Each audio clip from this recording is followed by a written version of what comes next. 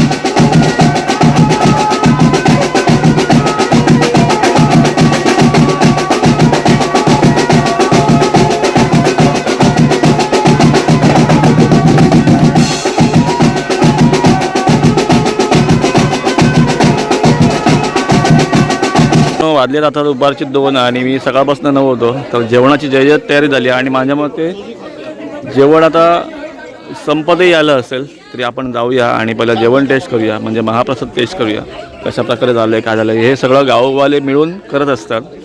एकदा जाऊया, चला मंदिरामध्ये पहिलं दर्शन घेऊया आणि त्यानंतर जेवायला जाऊया.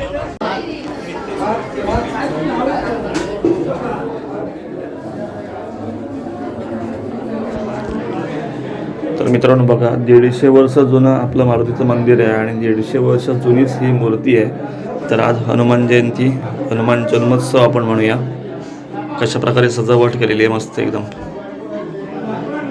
सकाळच्या वेळेला आपण तुम्हाला वरती जी सजावट करतात ती दाखवली नव्हती. वरती एक फणस बांधला आहे, केळीचा घड बांधला आहे, चिकू बांधले आहेत आणि खूप सारी अशी मध्ये मध्ये फळं बांधलेली आहेत बघा. अननस आहे किंवा सगळ्या गोष्टी आहेत आणि अशा प्रकारे हनुमान जयंतीला दरवर्षी हे मंदिर सजवलं जातं.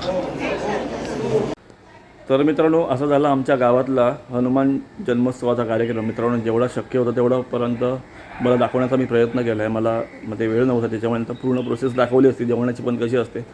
आज जवळपास 800 ते 1000 लोकांनी महाप्रसादाचा लाभ घेतला आणि खरोखरच महाप्रसाद पण एकदम उत्तमरित्या बनवलेला होता. ठीक आहे, तर पुढच्या वर्षी नक्कीच तुम्ही या सगळेजण, तुम्हाला सगळ्यांना आमंत्रण असेल. आणि आज रात्री 10 वाजता आमच्या जे सर्जकोट गावातील कलाकार आहेत त्यामध्ये मी पण आहे, त्यांचं एक संयुक्त, म्हणजे ज्या प्रत्येक वाडीतील 2-2 जणं घेऊन आम्ही एक संयुक्त दशावतार नाट्य सादर करतो आहे. त्याचं नाव आहे शाप प्रतिशाप. तर सगळ्यांनी नक्की त्याचा लाभ घ्यावा. चला भेटूया असं त्या नवीन व्हिडिओमध्ये. तोपर्यंत बाय बाय.